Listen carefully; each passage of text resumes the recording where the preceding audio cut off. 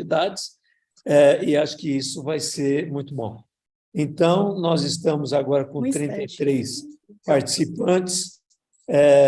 Nós vamos ouvir a palestra do Nuremberg e, depois de encerrado, nós vamos verificar propostas aí já entre nós, da continuidade para a preparação do dia 23 e 24. Nuremberg, muito obrigado desde já, a palavra é sua. Obrigado, Goze. Enfim, reforçar meu agradecimento para aqueles somente que chegaram agora na nossa reunião.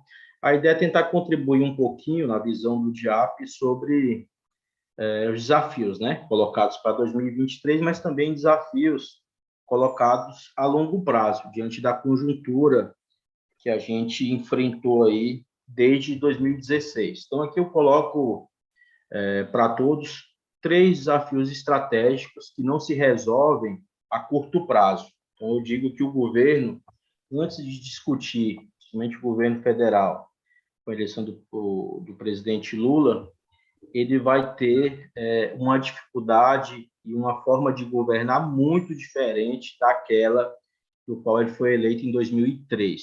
Aqui eu chamo 3 desafios que eu englobo como estratégia. Consolidar a democracia, ou seja, a confiança nas instituições.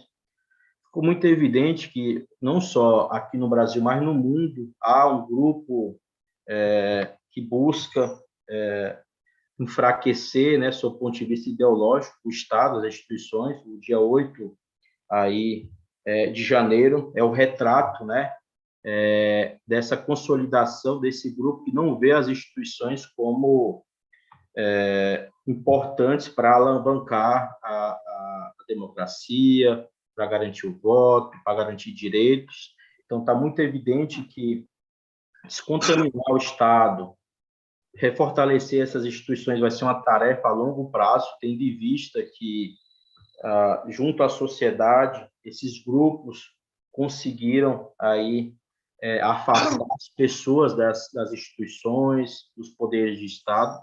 Então, vai ser uma tarefa árdua que vai consumir muito tempo, que é precioso do governo, para consolidar a democracia, ou seja, reorganizar e trazer de volta a confiança nas instituições. Eu digo que essa tarefa já está em andamento, acho que saiu muito mais forte esse desafio, em especial por conta desse momento trágico, mas as instituições estão unidas, né? Tanto o STF, como o próprio Poder Legislativo, o Poder Executivo e os entes federativos, né? Deram uma demonstração em que as instituições serão preservadas e vai buscar ao máximo punir pessoas, instituições, empresas, enfim, que continuarem com essa agenda de ataque à democracia das instituições. Mas será um trabalho a longo prazo, tendo em vista que o resultado das eleições mostrou essas fissuras. O segundo desafio, que também talvez não tenha tempo hábil de se resolver com o atual governo, é de reorganizar o Estado. Aí é onde entra o nosso papel, servidores públicos, do funcionalismo de forma geral, que houve, principalmente no último governo, uma desestruturação, uma desorganização, sob o ponto de vista material, estrutural e humano, ministerial, de políticas públicas, em que os servidores públicos, principalmente no âmbito da União, mas isso também recai para os estados e municípios, tendo em vista que a União, sob o ponto de vista de áreas importantes como saúde, segurança, detém um monopólio, sob o ponto de vista de centralizar e definir políticas públicas e garantir recursos, né, para implementar uma agenda. Ou seja, o desafio de retomar, de organizar o Estado da agenda de bem-estar social, do qual ela foi confrontada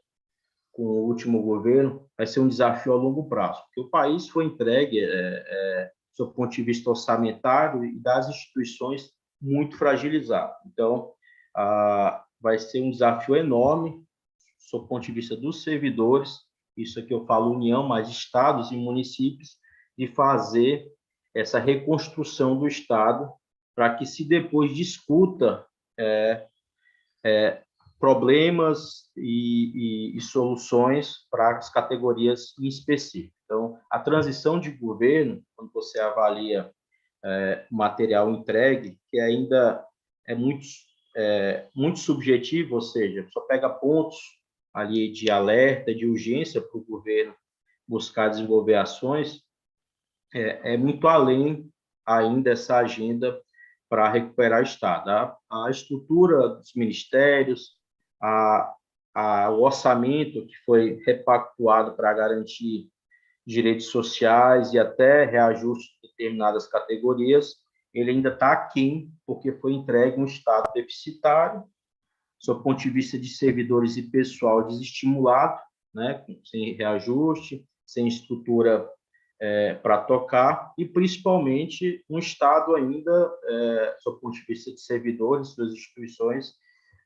corrompido, sob o ponto de vista da ideologia colocada para dentro dessas estruturas. Veja polícia, veja em outras áreas do Estado que há aí uma resistência, né, e um aparelhamento desse ponto de vista. E o terceiro desafio é reconciliar a sociedade, com os setores da sociedade. Daí entra também, evidentemente, o papel dos sindicatos, do movimento sindical, de se reorganizar para voltar, já foi dada uma sinalização muito importante, mas voltar a discutir e participar de políticas públicas, ou seja, tanto o Estado, como o mercado, como os sindicatos, fazem parte de um tripé democrático, né, assim como a imprensa, de participar, como co-participadores direto ou indireto, da construção de políticas do Estado. Então, essas três dimensões, desafios macros, sem dúvida, eles não serão corrigidos a curto prazo.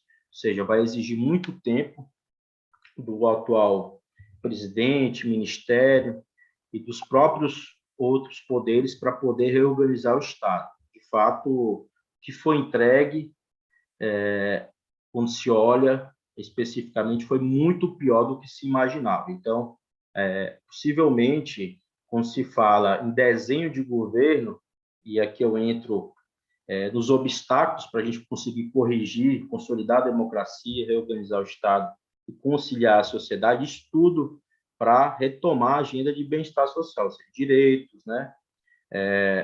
Ter um olhar para a sociedade, entregar serviços públicos, há obstáculos que vai dificultar essa entrega imediata e reorganizar de forma integral esses desafios. Por quê? As eleições ficou muito evidente uma divisão no país, quando você vê o resultado do adversário e o governo tendo, né, o governo eleito tendo que organizar uma frente ampla partidária, ou seja, a frente ampla que no primeiro turno era 1, ela se aumentou muito no segundo turno para garantir um mínimo de governabilidade, em especial na relação com o Congresso Nacional. Ou seja, dentro dessa frente ampla, principalmente sob o ponto de vista do item de reorganizar o Estado, onde está inserido os servidores e o funcionalismo, haverá um conflito permanente para a mediação, ou seja,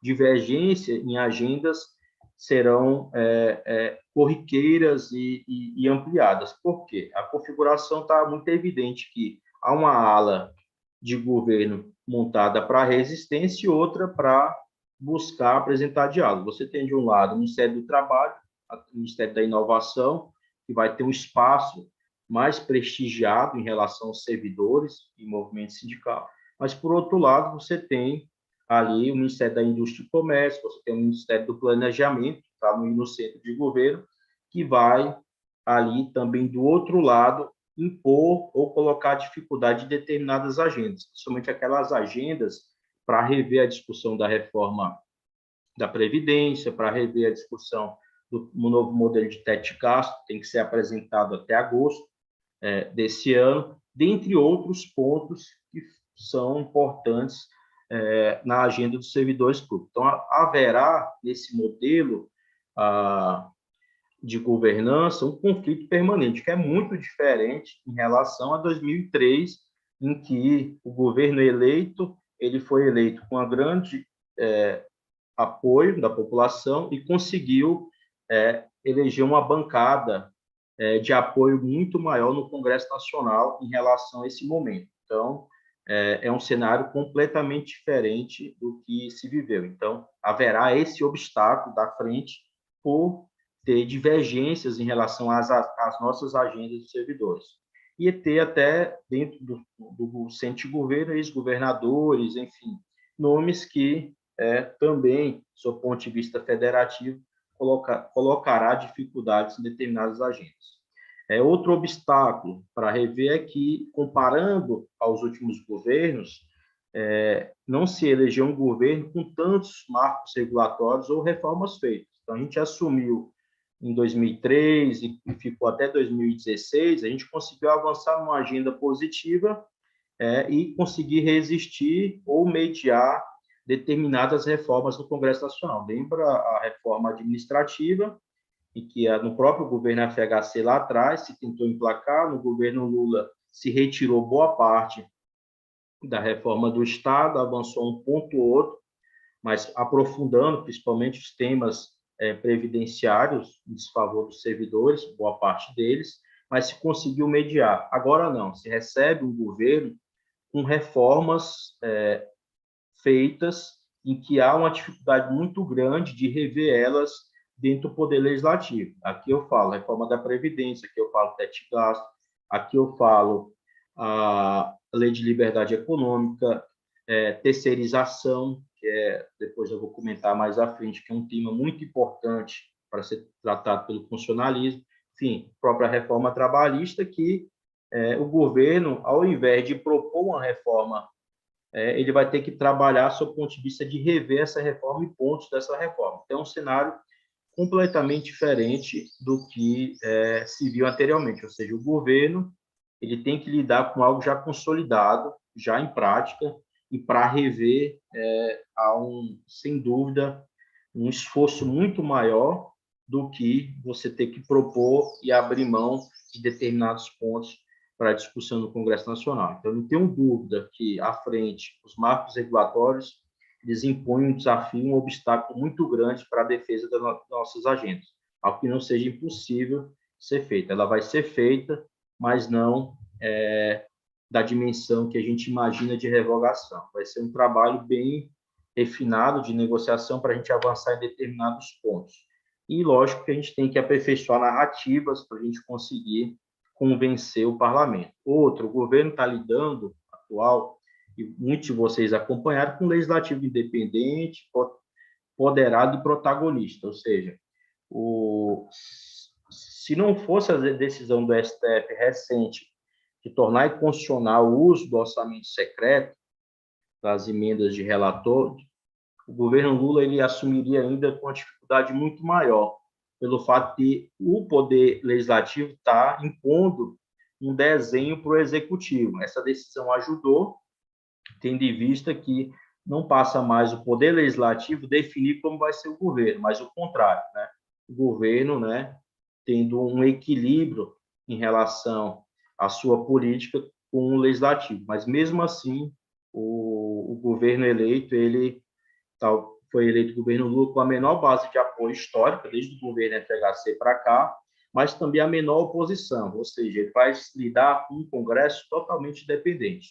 Hoje ele tem uma base de 288, um pouquinho mais, que garante a votação de temas infraconstitucionais, ou seja, leis ordinárias, próprias medidas provisórias ou leis complementares, que exigem 257 votos, mas para ter os 308 votos e mais, né, que necessita para revogar ou rever reformas estruturais feitas, ele vai exigir de uma negociação muito mais ampla com esses partidos independentes. Inclusive, muitos deles que estão dentro do governo hoje, eles estão dentro do governo, mas uma parcela dos seus parlamentares atuam de forma independente dentro do Congresso Nacional. Então, vai ser, desse ponto de vista, também com o Legislativo, é bem diferente em relação aos últimos governos. O fato é que o governo Bolsonaro, Dilma, Bolsonaro e o Lula recebe, foram os que enfrentarão mais dificuldade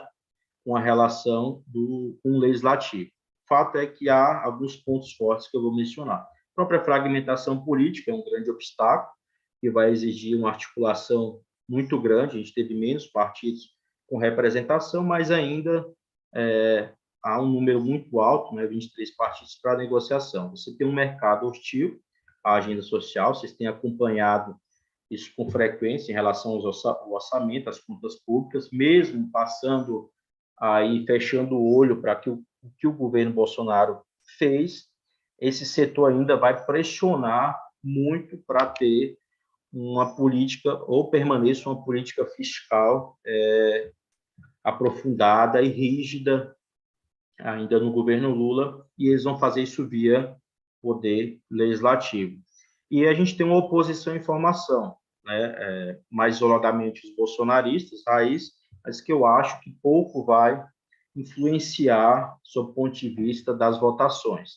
Vai estar mais ali uma base independente em que o governo, nós próprios como servidores temos que identificar estado a estado quem são essa bancada de servidores que chega juntando a bancada da bala, né, policiais, enfim, saúde, ou na área da justiça, aí você chega a algo em torno de 100 parlamentares, né, ali identificado com servidores públicos. Pode ir a mais, né, tendo em vista que a bancada de esquerda está com 139 parlamentares mais fiéis. Então, a gente tem uma base para, sob o ponto de vista da temática, buscar algumas saídas em relação aos problemas. O fato é que esses são os obstáculos, que não são poucos, para tentar aí enfrentar os 3 desafios que eu apontei, de consolidar a democracia, reorganizar o Estado, reconciliar a sociedade, há pontos fortes que a gente tem que destacar. A experiência e o prestígio político do atual presidente, eu acho que isso, a gente não teria outro presidente para bater, enfim, conseguir a eleição em relação ao Bolsonaro. A capacidade de articulação e mediação, isso já está provado. Veja que conseguiu, antes do governo, aprovar um PEC de transição, ali de forma equilibrada, no sentido de garantir orçamento para algumas demandas em relação a programas sociais, como também até garantir reajustes para algumas carreiras. Lógico que o Poder Executivo, há uma indicação que talvez tenha até mais dificuldade de ter reajuste, que já foi concedido para o Judiciário, né, e para o próprio Poder Legislativo, e do Executivo Federal depende do Lula enviar um projeto de lei ainda para o Congresso Nacional para estabelecer o pagamento. Tem uma base que indica em construção, ou seja, já pode dizer que há uma garantia de governabilidade, mas não será uma garantia aberta e em branco, né? Então, temas que tratam os servidores públicos, principalmente em relação a despesas, impacto orçamentário, haverá uma grande resistência do Congresso Nacional. Por isso que, quando foi colocado aqui que pressionar e mobilizar o Congresso vai ser fundamental para sustentar aquelas medidas que poderão ser enviadas pelo Poder Executivo. E eu acho que tem, talvez, o principal ativo, ponto forte, a gente está entrando num ambiente político de normalidade, ou seja, os partidos estão dispostos ao diálogo e o Lula, diferente dos seus antecessores, prioriza a relação com os partidos ao invés de só grupos informais. E isso, de fato, ajuda aí na implementação de determinadas agendas. Aí, aqui, para encaminhar para o final e entrar em algumas pautas específicas que a gente vai ter que disputar, como eu disse, dentro do Ministério, primeiro para enviar, e depois dentro do Poder Legislativo, o fato que a governabilidade vai ajudar muito a gente nesse ano, se o governo efetivamente priorizar e enviar os nossos preços. Por quê? A coligação eleita com apoio do segundo turno, a distribuição de ministérios, como eu apontei, está entre mínimo de apoio de 144 e 287, então garante para mais a votação de temas importantes, então isso é um fato interessante. Ele prioriza a relação com os governadores, eu não tenho dúvida que a eleição dos atuais deputados federais e até senadores passaram pelas nominatas dos governadores, eles participaram mais ativamente disso, porque você tinha um orçamento secreto enfim, das emendas individuais, e ainda tem as emendas individuais, enfim. O Congresso está empoderado com o orçamento e os governadores fizeram a dobradinha, elegendo suas bancadas e tem um papel fundamental. Pega Goiás, da bancada do Goiás, o governador elegeu praticamente 90% do seu lado, enfim, DF da mesma forma, enfim, e outros estados também. Então, a relação, quando o Lula sinaliza uma aproximação mais permanente com o governador, é justamente para alinhar determinadas agendas para que tenha uma tramitação, enfim, uma discussão no Congresso com mais tranquilidade. O novo Congresso tem mais parlamentares experientes com histórico de mandato, ou seja, eles são mais pragmáticos. Então, o governo vai ser favorecido com isso, em relação à preocupação que tinha de parlamentares novatos ou bolsonaristas conseguirem espaços ou comissões, enfim, ou disputar a própria presidência na casa. Então, esse espaço é reduzido, até porque o Congresso houve uma menor renovação, que de um lado prejudica o governo, mas pelo seu modelo de governabilidade tem conseguido avançar em determinadas agendas. Veja a PEC 32, né, da transição que eu comentei.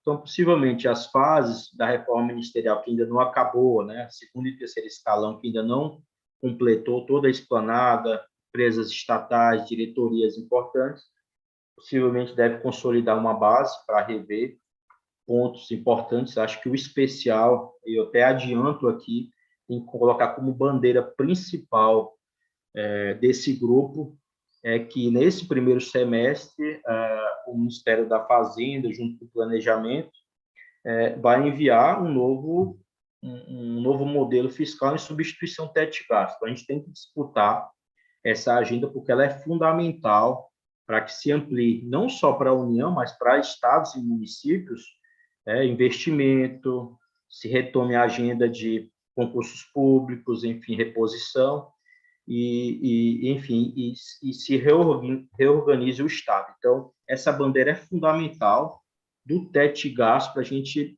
de fato, ter um serviço público que chegue na população. O teto de gasto, sem dúvida, foi o principal responsável em não ter funcionado por esse desmonte, por essa desorganização, que só não foi completa porque eles não conseguiram aprovar a reforma administrativa, porque a lógica do teto de gasto era fechar um ciclo de reformas. Eles já começaram com o próprio teto, fizeram a reforma trabalhista, aprovaram a terceirização, aprovaram a reforma da Previdência, e eles queriam fechar o ciclo com a reforma administrativa.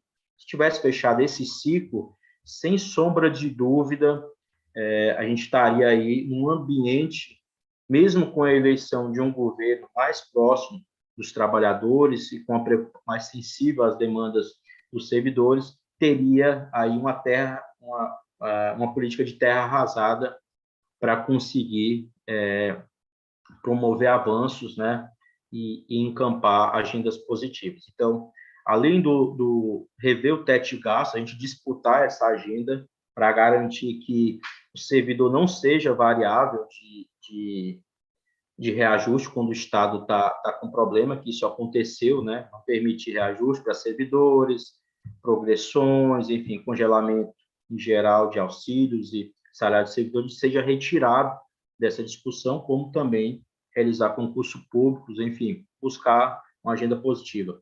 Mas também tirar por vez a reforma administrativa que está em tramitação no Congresso Nacional. Digamos que essas seriam as tarefas aí, junto com a mesa de negociação, reivindicar maior participação, seriam bandeiras de imediato para que, em função do momento, uma base mais sensível ao governo, para a gente garantir aí um fôlego maior para a discussão nos próximos anos. O fato é que o governo ele vai lidar mais com a base de apoio, talvez seja o governo menos reformista, porque a sua base de apoio só garante discussão de leis ordinárias e complementares, né? E veja que a reforma tributária, na alteração constitucional que fizeram da transição, colocaram para a lei complementar, para que seja feita a reforma tributária até 31 de dezembro desse ano, ou seja, o governo envie e o Congresso aprove essas medidas, mas pode fazer várias revisões do que tem de agenda negativa, do ponto de vista da administrativa, não só retirar a PEC 32, mas também discutir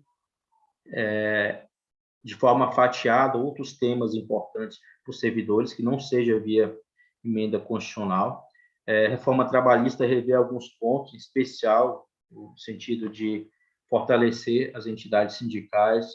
A reforma da Previdência, por exemplo, como o governo Bolsonaro fez a reforma e jogou para mudanças infraconstitucionais, a gente tem um espaço de rever pontos para os servidores, seja do seu ponto de vista de aposentadoria especial para determinadas categorias que já estão autorizadas na emenda constitucional 103, a gente pode alterar via lei ordinária o tempo de contribuição e a regra de cálculo, por exemplo, lei ordinária ou complementar, sem mexer na Constituição. Então, a própria reforma foi muito ruim, ela abriu uma brecha para determinadas categorias e até para o serviço público a gente encampar mudanças via legislação infraconstitucional, sem alterar, que foi desconstitucionalizado pontos da reforma, na reforma da Previdência, e que pode ser rediscutida de forma a uma maioria simples, né? A gente consiga a aprovação do Congresso Nacional. E, por fim, eu coloquei aqui, mas o que eu acho que talvez seja o que aponta o maior desafio para a gente, é essa concertação aí junto ao Congresso Nacional. A decisão do STF ela foi bem-vinda em relação a diminuir o poder do Congresso Nacional, mas eu não tenho dúvida que a nossa agenda contra a reforma, tendo em vista que eu já apontei esses desafios um pouco atrás, ela vai exigir, não tenho dúvida, em função do perfil socioeconômico do Congresso Nacional eleito, que não é consistente de apoio ao governo Lula, como eu comentei, vai precisar, sim, de marchas, de conversar com os parlamentares nas bases eleitorais, de um trabalho bem articulado, com agenda bem definida para garantir o apoio do Congresso Nacional às agendas de interesse dos servidores. E aqui eu coloco, de forma bem objetiva, já coloquei duas, mas pautas urgentes, a gente tem que aproveitar esse período, o teto de gasto, algo que seja favorável ao Estado e aos servidores. Então, tem uma política que não penalize os servidores, como foi feito na emenda constitucional a 106 e a 109, se eu não me engano, que é a mais recente. Então, a gente tem que rever isso com urgência, a retirada da reforma administrativa, e é tudo aquilo que tem em tramitação enviado pelo governo ao Congresso Nacional. Retirar, em especial, o regime fiscal, que foi via lei complementar, 159, 153, que impõe também aos estados e municípios o modelo de refinanciamento de dívida, impondo, isso acontece praticamente em todos os estados, impondo condições desfavoráveis para os servidores, não realizar concurso, não promover reajuste para as categorias. Sem alterar isso, as negociações que vocês fazem no Estado, sem dúvida, é um empecilho por conta dessa legislação para se avançar. Regulamentar com urgência a Convenção 51, tendo em vista que o Congresso já aprovou, só que o governo Temer vetou. O fato é que foi aprovado via iniciativa do próprio Legislativo, tem que ser uma proposta de autoria do Poder Executivo, então a mesa de negociação, enfim, todas essas agendas que está sendo construída pela pública, pela frente, enfim, do Estado, tem que colocar como bandeira principal o governo abraçar essa regulamentação e enviar de forma articulada um projeto de lei para isso, para não correr o risco de vício de iniciativa igual teve com o projeto vetado durante a tramitação no Congresso Nacional. E, por fim, eu acho que aqui goze e demais, o DIAP vai fazer isso com o Fórum das Centrais Sindicais, que é ter aí um monitoramento permanente da agenda do servidor público, né? E ajudar nessa articulação dentro do governo, dentro do Poder Legislativo, para a gente conseguir abrir espaços para discutir a agenda positiva. Acho que aqui é o que todo mundo quer, né? Levar essa agenda positiva e tentar aí avançar no Congresso Nacional essas medidas. Então, era aqui minha exposição. Peço até desculpa se alonguei muito, mas a ideia era trazer essa visão mais ampla em relação aos desafios, né?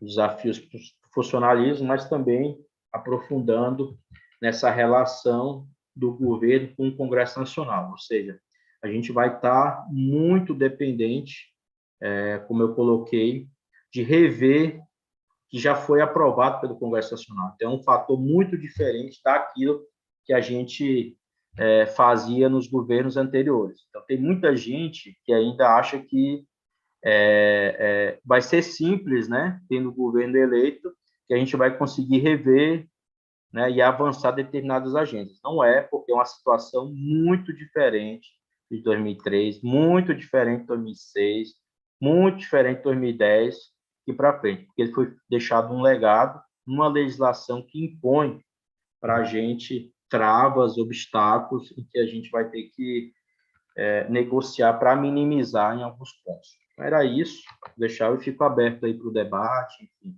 para contribuir. Muito obrigado, Neuriberg. Lineu. Cumprimentar novamente aqueles que entraram, aquelas que entraram depois, né? Bom dia. Nuremberg, obrigado aí pela palestra, né? Bom dia, que bom estar lhe ouvindo sempre com essa experiência. E quero dizer que você fez uma pontuação no início muito importante para que nós possamos refletir, né? No debate geral, na análise, seja da conjuntura política, das nossas ações, né? Consolidar a democracia, reorganizar o Estado e conciliar a sociedade, ou seja, para nós, lideranças sindicais, está colocado um desafio, né?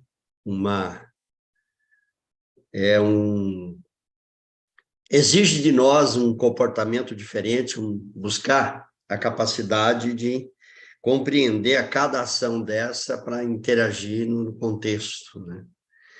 Mas, e a sua análise muito boa, bem pontuada também sobre o Congresso, sobre o governo, sempre contribuindo para nós, eu quero agradecer. Só colocar para você que, para nós de São Paulo, e você sabe disso, né? Eu queria até ver um pouco da sua avaliação, mesmo você estando fora, mas eu sei que vocês fazem essa análise e acompanham. Nós temos aí, encerrou um ciclo de PSDB, né? Mas continuou um governo, talvez em alguns pontos até pior, né? Mais privatista, com uma visão um pouco diferente.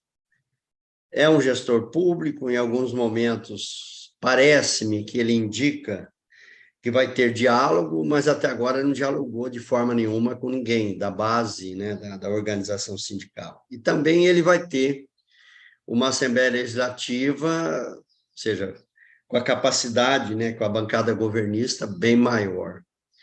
E você que está de fora, no sentido, não é, né, na luta direta, você que fez uma análise da conjuntura nacional a nível de governo federal, a nível de Congresso, né, o que você destacaria para nossas habilidades dentro desse contexto que você apontou?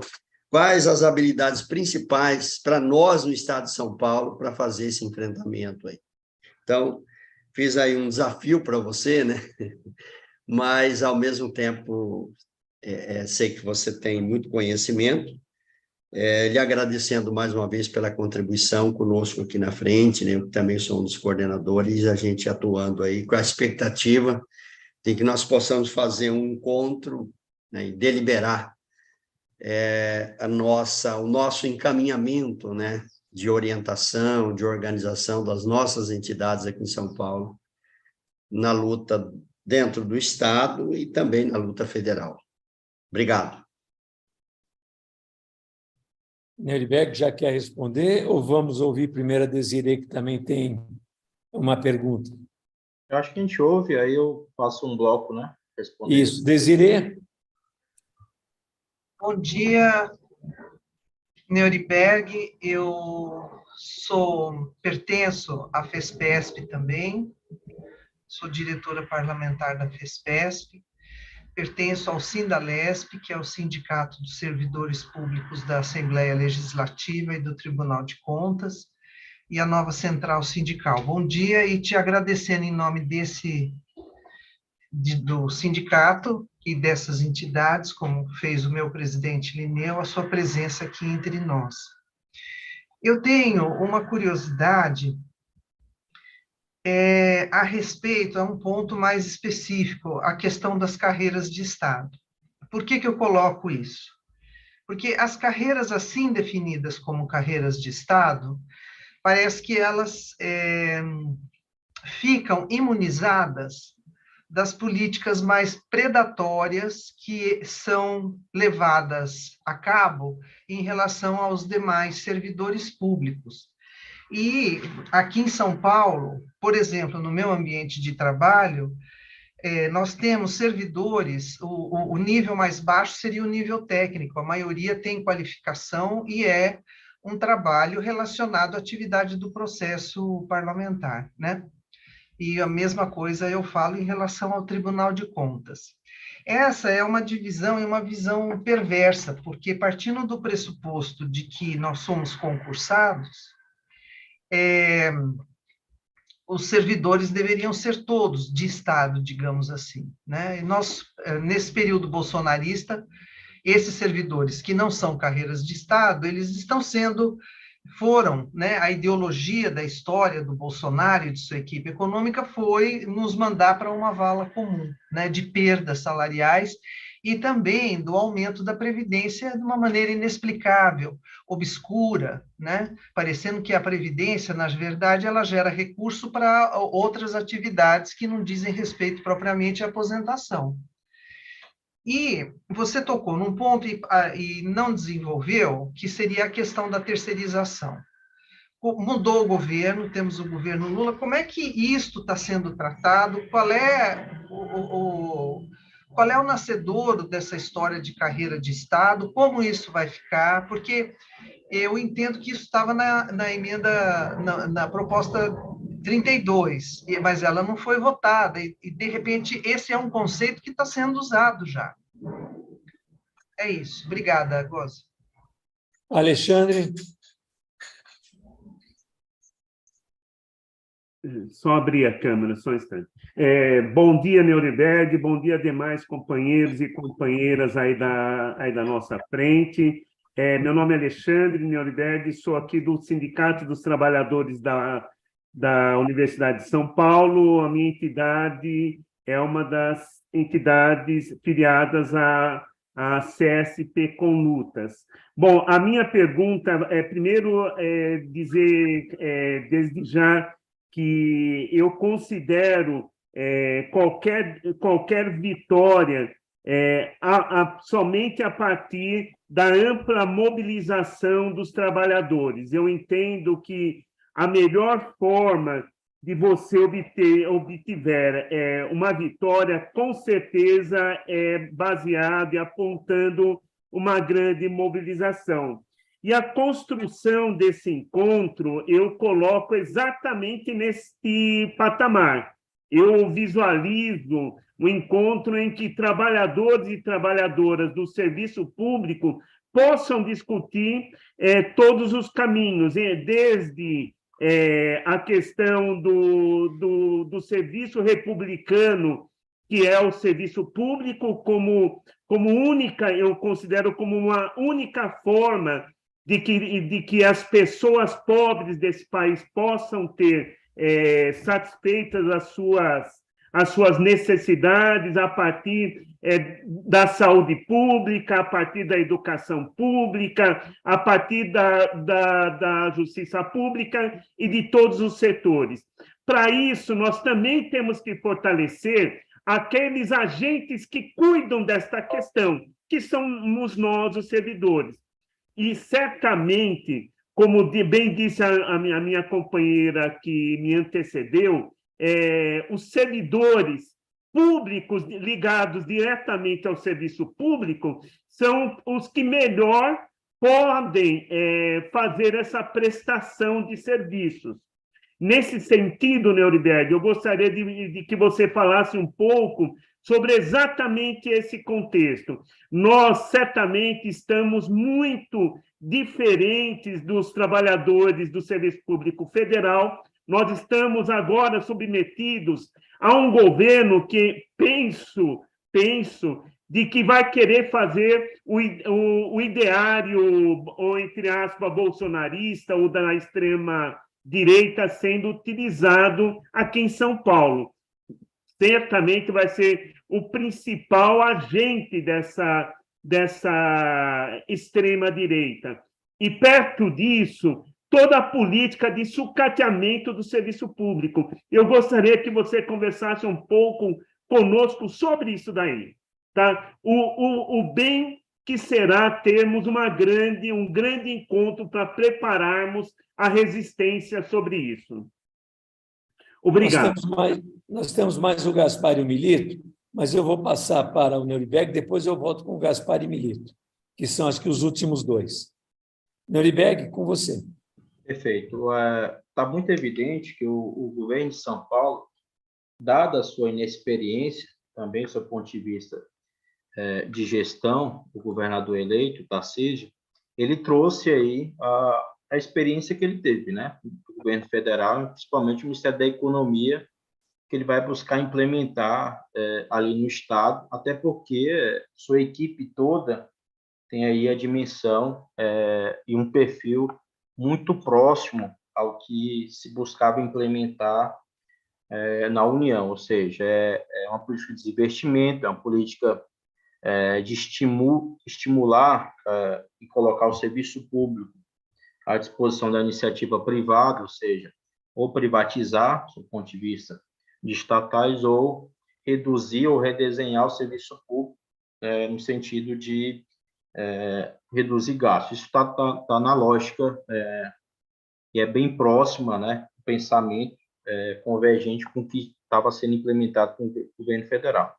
O fato que a discussão, principalmente de implementação de modelos, principalmente administração de pessoal, do ponto de vista de definição do que é carreira típica de Estado ou não, enfim, que a própria PEC, na época, a PEC 32, vinculava a definição desse critério para a lei complementar, ou seja, a própria Constituição ela dá um aparato legal, que é exclusivo de Estado, que é inerente ao Estado, no artigo 37, a própria emenda constitucional 19, algumas legislações apontam a definição, só para ter como parâmetro para avaliação na União, você não chega nem a 20% daquelas chamadas carreiras típicas ou exclusivas de Estado, ou seja, a grande maioria do serviço público federal, do ponto de vista do que estava desenhado na reforma administrativa enviada, seria totalmente impactada pela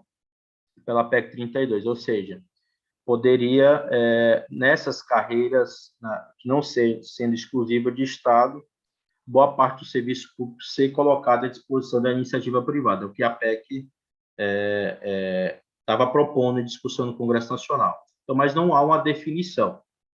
E claro que cada governo, enfim, a própria União, fazem essa interpretação.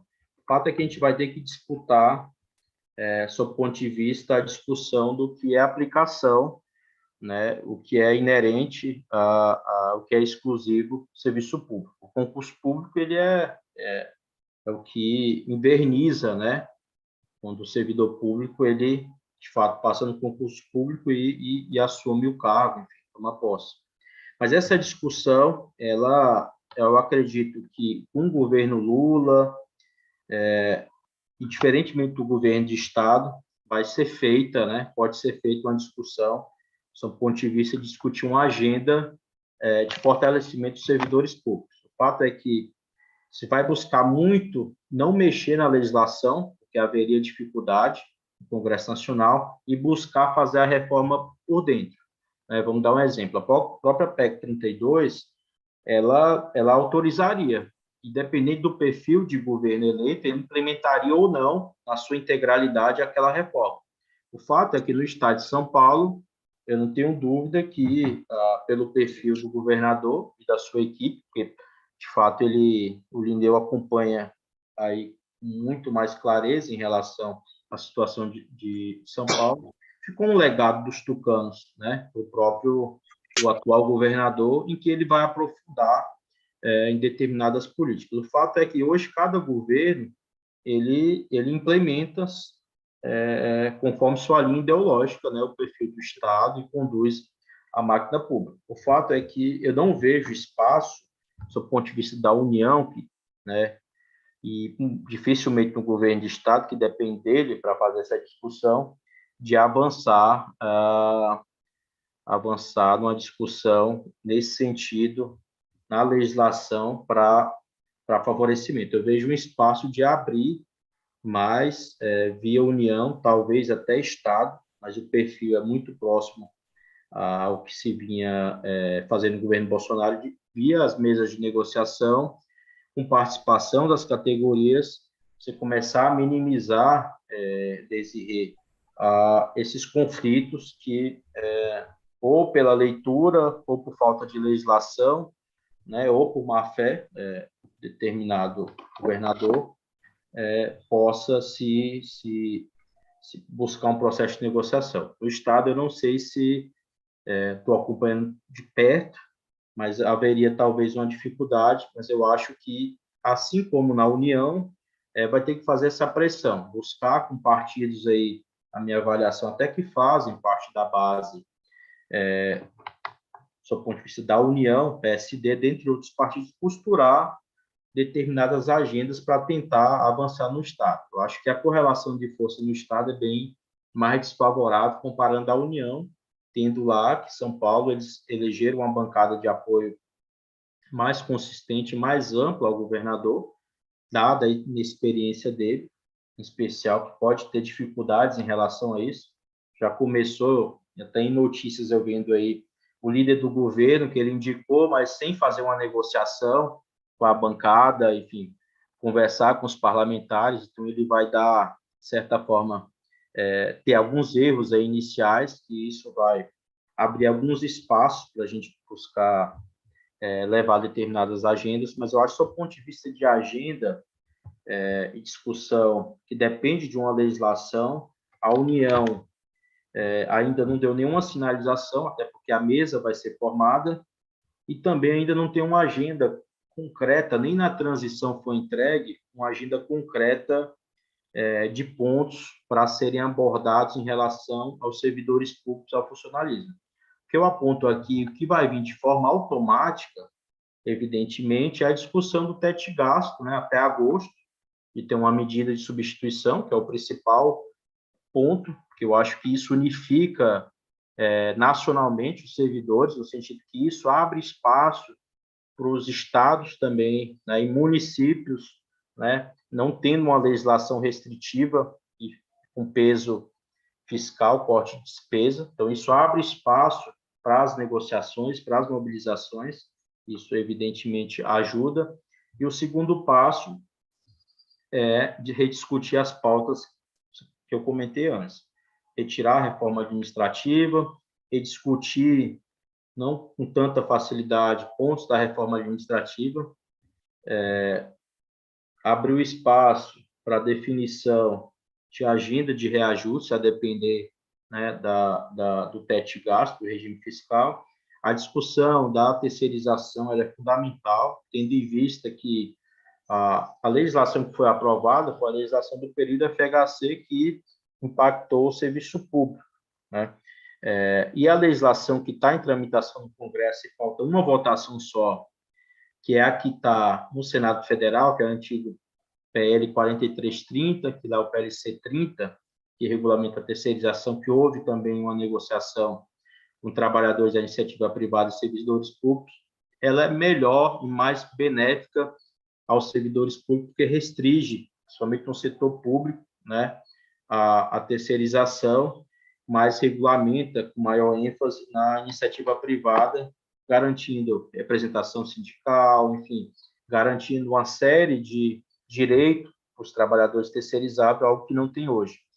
Então, enfim, eu acredito que, ademais, a agenda de reajuste das categorias, a agenda estrutural, do ponto de vista dos servidores, enfim, nacional, a gente vai ter que buscar fazer uma pressão muito grande no governo federal, porque vindo de cima para baixo, e uma agenda positiva, eu acho que ajuda muito na construção no Estado para reivindicar mais direitos dos servidores. Eu não tenho dúvida, você pega uma reforma da Previdência, em qual o governador no Estado ele vai implementar já o desastre, né, que está amparado em lei, com prejuízo para os servidores. Então, a gente vai ter que reverter via união, conseguir alguns pontos, para que nos estados a gente consiga melhorar ou reequilibrar direitos, né?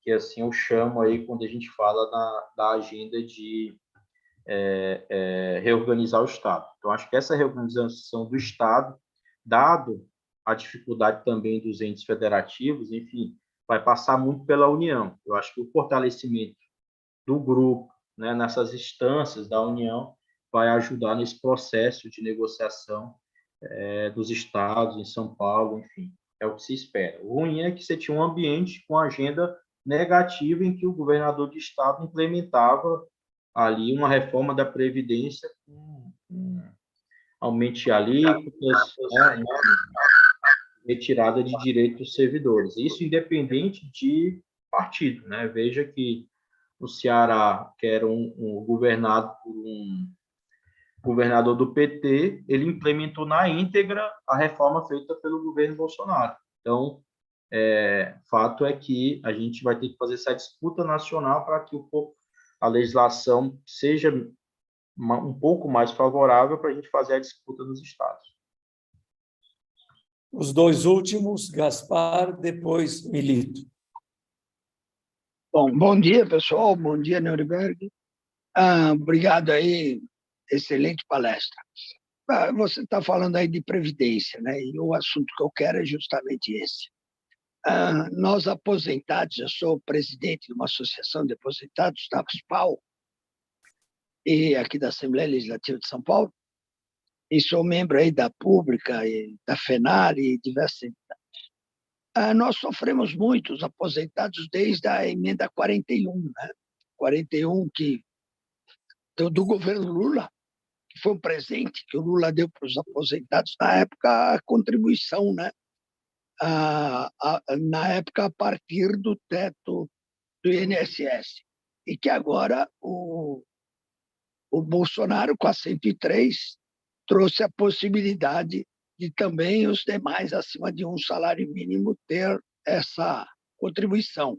E nós aqui em São Paulo já fomos até premiados com isso durante 2 anos, pagamos esse diferencial aí, esse confisco, né? Tem muitos aposentados do grupo aí que amargam até hoje, né? Só a partir de 1º de janeiro que uma lei da Assembleia conseguiu derrubar esse confisco. A minha pergunta é: você acha que o presidente Lula vai ter condições de mexer nesse vespeiro? O vespeiro que ele criou, né? E nós temos a luta da PEC 555, né? Uma vez que o mercado já mostrou claramente reação para qualquer medida que mexa com a Previdência e com a lei trabalhista, com a reforma trabalhista. Você acha que o governo Lula vai conseguir ter peso para isso? É só isso que eu gostaria de saber. Obrigado. Milito. Bom dia a todas e todos. Obrigado, Nuremberg, pela palestra, excelentes explicações. Eu sou Luiz Milito, aqui do Judiciário de São Paulo, sou do Sindigesp, sou da Sojubes, né? São entidades ligadas aos servidores do Judiciário, e sou aqui da frente. Então, eu queria tentar incluir nessa agenda que você colocou o que a gente está percebendo é que o governo do Lula e do PT está com uma dificuldade muito grande na parte financeira orçamentária. A gente viu aí que nem os R$ 18 de aumento do salário mínimo, né, que está 1.302 e ia para 1.320, como o Lula propôs, nem isso eles conseguiram ainda atingir. Talvez em maio chegue nisso, né? Então, eles estão com a questão econômica muito forte, né? Então, eu concordo que a agenda econômica para nós é importantíssima, a questão dos reajustes, tudo mais. Mas eu acho que, nesse momento, a gente devia insistir na questão de direitos, de tentar isso que muitos colegas aqui já colocaram, né, companheiras e companheiros, a questão dos direitos que foram retirados dos servidores públicos, né, e dos trabalhadores também, em geral.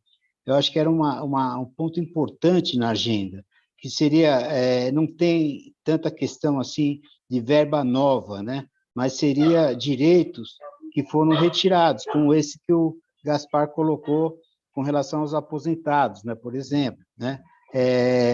Tem a questão, a Lei 173, né, que possibilitou para ter 2 anos de congelamento, prejudicou muita gente que tinha sexta parte, quinquênio, né? Então, é uma coisa que muitos colegas reivindicam, né, de voltar, de anular, né, esse período aí dessa Lei 173, né?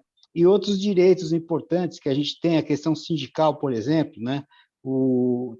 Ter mesa de negociação, né, que até agora não foi marcada, né? Salvo engano, ainda não temos formalizado uma mesa de negociação, e isso é super necessário, né? Uma mesa de negociação permanente. Tem até o Marinho, né? Ele já designou lá uma secretária para atender os servidores públicos, então tem que ver como é que a gente cria essa mesa de negociação. Os federais tiveram uma reposição parcelada em 3 anos, de 6,6 e 6,13, só que não houve nenhuma negociação, né? Foi uma lei, e então isso é uma coisa que a gente podia avançar, né? Eu falo do ponto de vista dos servidores, mas isso é uma questão geral do governo Lula, de a gente avançar em direitos em todos os sentidos, né? Porque seria questão de mudar, né, toda a influência que o bolsonarismo teve, né, nesses 4 anos em tudo quanto é setor da sociedade. Então, acho que eu daria um destaque, né, vamos dizer assim, nessa agenda que você colocou, de tentar, pelo menos esse semestre, retomar direitos que nós perdemos durante o governo genocida do Bolsonaro. Obrigado, Nuremberg. Com você, Nuremberg. Excelente as colocações do Luiz e do Gaspar. Eu vejo uma dificuldade muito grande, até por conta da legislação e do governo assumir ainda um governo, uma situação deficitária, e dentro de um regime fiscal que haverá uma disputa muito grande para manter. Então, você rever principalmente a política, né, de alíquotas progressivas, né, aumentar o limite, enfim, depende de alteração constitucional, né, foi um dos pontos da PEC que não foi permitido, da emenda constitucional 103, você rever ou ampliar limites, né, dentro de uma legislação ordinária ou complementar. Então, é um fator de dificuldade e, sem dúvida, uma discussão dessa no Congresso, o governo, mesmo que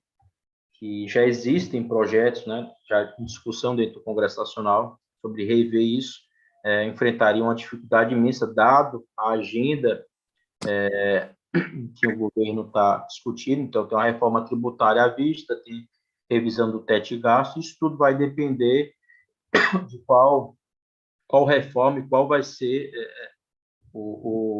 a nova âncora ou o regime aí escolhido para que os servidores, que aí eu já entro na resposta do Luiz, que é fundamental, qual vai ser o limite que a gente vai ter para disputar, rever direitos ou ampliar direitos, né? Tendo em vista que a gente tem aí, não tem uma regulamentação do o reajuste anual dos servidores, é uma disputa anualmente para garantir em diversas categorias isso, discutir a revisão, né, a supressão da Lei Complementar 173, enfim, dentre toda uma legislação que ano após ano vem sofrendo retirada de direitos, governo a governo, em que a gente vai saber, eu acho que com esse regime fiscal, se vai ser mais, enfim, menos, digamos, danoso aos servidores, abre um espaço muito forte para a gente rever conquista. Eu acho que é na linha dos direitos, né? Eu acho que a luta vai ser maior, eu acho que esse momento do discussão do teto de gastos, enfim, esse momento pós-pandemia do qual o serviço público, enfim, o Estado foi muito exigido, que a gente tem que se abraçar para buscar aí a retomada de direitos, melhorar a renda dos servidores, enfim, buscar alternativas para esse primeiro ano, enfim, para os próximos anos. Então, acho que a discussão está aí. Veja que determinadas carreiras aí pega carreiras, enfim, seja pública ou privada, mas enfermeiros, né, outras categorias, né, conseguiram pisos salariais e fizeram a disputa dentro do Congresso Nacional. Então, há espaço, né, até no próprio Legislativo, e esse espaço, acho que a discussão vai estar aí atrelada até agosto, novo teto ou novo regime, e até 31 de dezembro uma reforma tributária, do qual o Estado passe a usar o que arrecada, ou aperfeiçoe a sua arrecadação, para promover, fortalecer o serviço público, reduzir a desigualdade, enfim, né, a pobreza. Então, acho que essas bandeiras, inicialmente, eu acho que são as estratégicas para a gente realmente voltar a uma política de Estado de bem-estar social. Adianta, dado toda a legislação aprovada, a gente fazer uma discussão só de reajuste se há uma trava que é estratégica para os servidores, tem que rever essa discussão, que é o teto de gastos, enfim, é que o Estado passe a investir. Se a gente não inverter essa lógica e defender essa lógica de colocar o Estado como indutor, algo que foi buscado tentar retirar do governo Bolsonaro, a gente não chega ao nosso principal objetivo, que é fortalecer o serviço público, né? Então, acho que eu coloco aí esses desafios, eu acho que aí até meio do ano teto de gasto, buscar as agendas aí nesse caminho de fortalecer a participação e ter um teto de gasto que permita o investimento, que reorganize o Estado, fortaleça o Estado, que aí os servidores vão ser beneficiados. Caso não ocorra isso, eu vejo com muita dificuldade a gente conseguir, tendo em vista o Congresso, um mercado, e até parcela dentro do governo também, que a gente já enfrentou com resistência em relação a rever pontos de legislação, enfim, e trazer mais benefícios para os servidores nesse momento inicial. Então, é a disputa. Coloco aqui para concluir, a gente vai ter uma disputa muito grande dentro do governo e a gente vai ter que fazer essa mobilização junto às áreas mais que defendem os servidores em relação às áreas que são mais pró, digamos, mercado. Eu acho que tendo propostas objetivas e o governo acatando, acho que a gente teria uma sensibilidade muito grande do Lula, do governo Lula, da gente emplacar determinadas pautas, né? Eu acho que a gente teria que escolher e ver o momento. Acho que o momento agora é o teto de gasto, né? A gente pensar numa política que o Estado volte a funcionar, a investir, a não ser tratado de despesa, investimento como despesa, não ser tratado do servidor como despesa, enfim, a gente combater. Eu acho que é importante, Bozo, também, eu acho que eu vi pouco na transição, que foi entregue para o governo um amparato de reformas do Estado apontadas por organismos, né, de fora, colocando o Estado brasileiro, os servidores, como o principal problema. Acho que a gente vai ter que combater de forma qualificada também, como foi feito na discussão do déficit da Previdência, a essa discussão agora levar para dentro do Estado da importância dos servidores, em que é uma falácia, né, que o Estado gasta, em relação ao mundo, gasta muito com servidor. Então, a gente vai ter que mudar essa narrativa, né? Que a narrativa que o governo anterior fazia era essa. A gente vai ter que reverter essa narrativa para trazer o apoio da sociedade, para trazer o apoio do parlamento, para a gente resgatar direitos. Eu não vejo outra alternativa, mas a primeira tarefa é essa, desse ano, é rever o teto de gasto, mesa de negociação coletiva regulamentar, né, e para começar a discutir, negociada com os servidores, essa agenda mais, digamos, estratégica, maior, junto ao parlamento, junto ao próprio governo. Samuel, você levantou a mão, mas a gente já tinha encerrado as inscrições. Você pode falar rapidamente, em 1 minuto? Alô?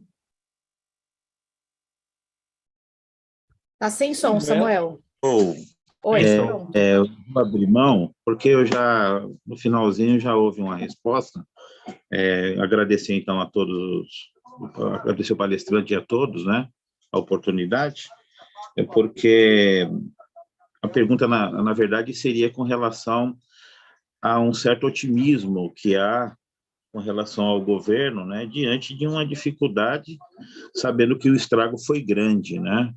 Com o governo Bolsonaro, as perdas foram muito, o orçamento apertado e o estrago foi muito grande. Então, eu só queria comentar, né, com relação a isso, se não há uma expectativa também de muito otimismo diante disso, né, para ter um resultado tão rápido, se isso realmente aconteceria ainda em 2023, né? Então, eu encerro e agradeço. Obrigado, Samuel. Neurenberg, último minuto aí, você poderia fazer a finalização e até dizer alguma coisa sobre o que o Samuel colocou. Não, Gosto, está ótimo. Eu acho que a ideia era tentar contribuir para a jornada de vocês de debate, enfim, de construção do encontro do Estado. Eu acho que o cenário ele é realmente muito melhor do que a gente passou nos últimos 4 anos, eu não tenho dúvida disso, só que a gente tem que estar atento, como eu coloquei, aos obstáculos. Não são poucos, né? Mas a fase pior e a fase, principalmente agora, de normalização, a gente conquistou nas urnas, né? Tendo em vista, a gente ainda tem um Congresso desfavorável, a gente tem um governo que possa dialogar. Eu não vejo, isso já está muito claro em relação ao governo, resolução, enfim, de medidas a curto prazo, dada a complexibilidade do Estado, a situação orçamentária, enfim, do que foi entregue. Isso está evidente que o governo vai se dedicar muito tempo a determinar principalmente aqueles desafios estratégicos, e a implementação ela vai ser dura, porque ela não depende do governo como dependia antes, com mais tranquilidade. Ela depende de uma série de atores, né, do próprio Poder Judiciário, que toma decisões desfavoráveis. Vamos lembrar que esse perfil ele não foi inalterado, mesmo o governo Lula tendo a chance de indicar mais 2 ministros, e a gente tem um poder legislativo que vai trabalhar os grupos empresariais a manter o legado que eles defenderam aí desde 2016, que não, de fato, não teve efeito na realidade, mas eles vão manter ali por conta, você tem ali 2/3 ainda do Congresso, né? Talvez um pouco menos, mas são empresários, enfim, são representantes eleitos desse segmento. Hoje é menor, você tem grupos ou ex-empresários que saíram, mas você tem uma bancada ali ainda muito afinada com essa agenda fiscal e de retirada de direito. Eu acho que a gente conseguiu o equilíbrio, né? E esse equilíbrio a gente vai ter que ter o nosso empurrão, né? Independente de governo eleito nosso, vai ter que se manter mobilizado, vai ter que mobilizar, vai ter que pressionar, vai ter que estar acompanhando, principalmente discutindo dentro do governo para priorizar determinadas ações, determinadas pautas, né? Porque está muito característico do modelo aí de frente ampla que foi eleito. Então, eu queria aqui agradecer, Gozi, o convite, A gente fica à disposição para fazer outros debates, enfim, o DIAP está junto aí com as centrais, enfim, com a pública, vamos retomar, lançando já este ano uma agenda positiva, né, das centrais sindicais no Congresso Nacional. Eu acho que a gente já pensou em ter uma parte só dessa agenda com a ênfase muito grande ao serviço público. É um momento oportuno também ter uma agenda específica para isso, para a gente dialogar e buscar aqui tentar avançar naquilo que a gente apontou como prioridade nesse momento. Então, eu acho que é isso, e a gente fica à disposição para os próximos debates. Neuriberg, meu nome, em nome da Frente Paulista em Defesa do Serviço Público e das 80 entidades participantes aqui da frente, muitas delas retransmitiram a sua palestra e também vai estar aberto para aquelas que quiserem rever, né, porque está gravado. Agradeço muito você ter esse tempo com a gente e tenha certeza que você fez uma boa abertura para encaminhamento do nosso encontro no dia 23 e 24. Como sempre, você nos ajudou muito no debate sobre serviço. Muito obrigado, Neuriberg.